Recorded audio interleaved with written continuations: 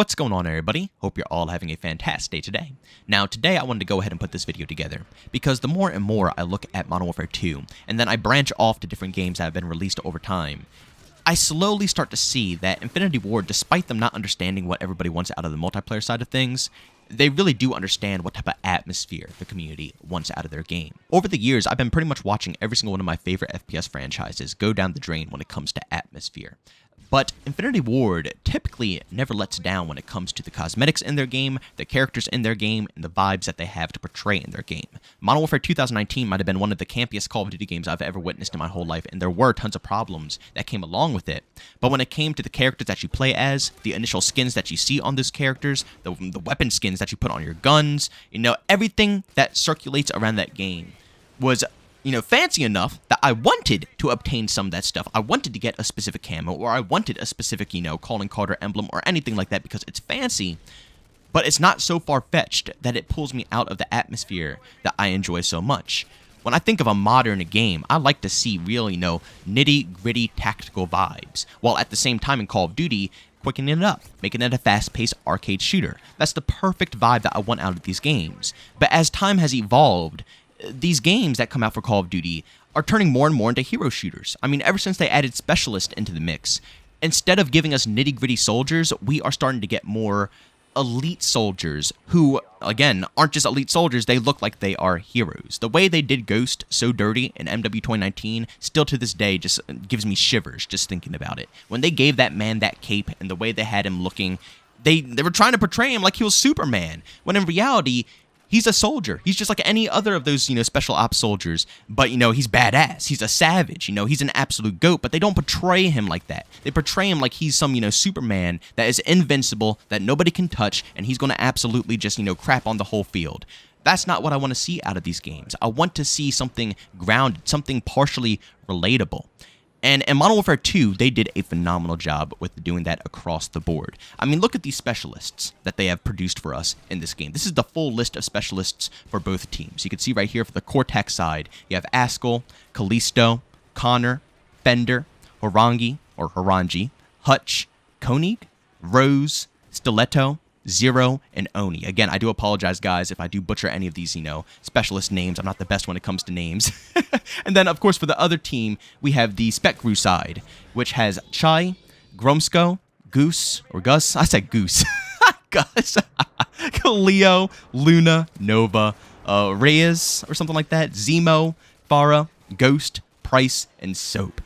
Again, I'm a little salty because they got the capes on, literally all of them. Price, Ghost, Farah, and Soap. They all have capes. I don't understand. They didn't have it in the campaign. They don't need it in multiplayer.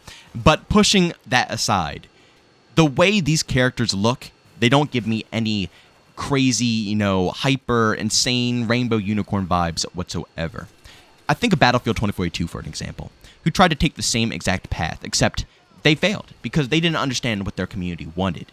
This right here is how you do a specialist system minus the specialist abilities. This right here is how you make relatable characters. Even if the specialists were removed from Battlefield 2042 at the end of the day, I more than likely still wouldn't enjoy the system. And they are working on bringing the class system back into Battlefield 2042. They gave us notes and, things that they're working on. I wanted to make a commentary about it. I might still consider doing so. But at the end of the day, seriously, they're still the same specialists, and they're changing the voice lines and stuff like that, which is good, but they have to start from the ground up. They have to start from scratch and rebuild these individuals to make them absolute savages. I don't want anything corny. I don't want anything that's comedy when it comes to a game like Battlefield or COD, even though comedy is good in these titles, but they are implemented in ways that aren't over the top. They always have been, and they always will be. Comedy has been done perfectly, across the board in COD. There's no need to amp it up to any other different level, and same thing when it comes to Battlefield. Comedy has always been, a thing that's been slightly introduced into the whole franchise.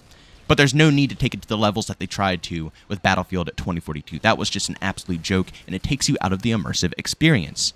But not just the specialist, just the vibes that the games have to offer. Between the soundtrack, the sound audio, even though the footsteps are stupidly loud, they have to work on the footsteps. That is like rule number one for this game being successful and less campy, is to work on the sound audio. But the engine itself is gorgeous. It immerses you into the experience. Every single noise, every single detail, when you play through that campaign, it's insane. The explosions, the gunshots, absolutely out of this world, even down to just simply the animations, how immersive the animations are and make you feel like you're actually with the weapon. Infinity Ward has always done such a phenomenal job when it comes to animations, and they are one of the only teams that I think personally think that animations lead to a more fun and, immersive experience. Not too many development teams work on that, cough, cough, Battlefield 2042.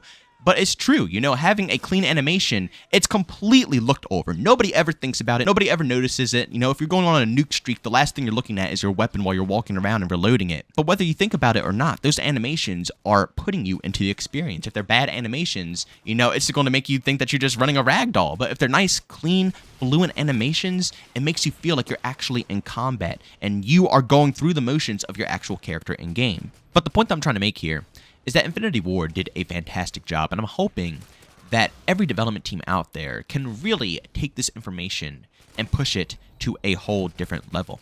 And I'm not talking about everybody either. There's plenty of room for cartoony style games, hero type shooters. There's plenty of room across the board and plenty of people who will gladly buy into it. I'm not saying that it's a bad thing at all. But Call of Duty, Battlefield, Rainbow Six Siege, all of these other type of games, Halo, I really hope that they look at this and see that they can make a successful game that can still sell a ton of stuff and make a ton of money that looks more realistic. And when I say realistic, I'm not talking about the gameplay itself. I still want it to be an arcade shooter. That's what COD is, obviously. I don't want it to be a milsim. When I say realistic, I'm talking about the looks, the way the characters look, the way the models of the weapons look, the way the maps look, the way the lighting is, the color palette, everything across the board. They did a great job with this, and all I see is every other development team trying to push their game further away from this style into a hero shooter, something that looks like Apex Legends or something that looks like Fortnite, much more brighter colors, more out there type of specialist or characters, and again, nothing wrong with that. But why completely ignore this genre? There are tons of people out there who love nitty and gritty styled games. Not just this, but Insurgency Sandstorm, Squad, World War III. There's tons of games out there. But AAA teams have abandoned that mindset.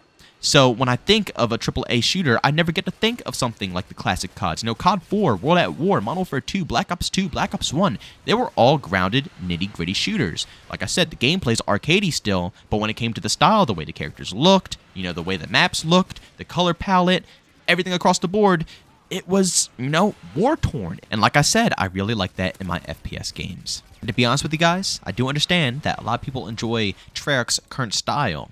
But I would not be mad, even in the slightest, if they went ahead and brought it back to like the classic days of Treyarch. World at War, Black Ops 1, Black Ops 2. The same grounded style as, something that you would see here with Modern Warfare 2, Modern Warfare 3, or Call of Duty 4. Or even, current day Modern Warfare 2 2022 or Modern Warfare 2019. Grounded, nitty-gritty vibes, but made by the Treyarch development team. Because they always had a little bit of a lighter palette, when it comes to the colors on the maps. But their designs are more simplistic, they're much more arcadey, much more fast-paced.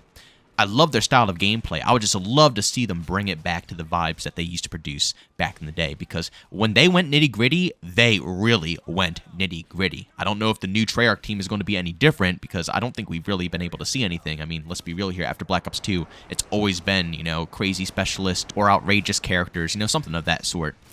But man, back in World at War, there is no better World War II campaign I could possibly think of. That campaign was so hardcore and so disgusting, it's insane, and I loved it.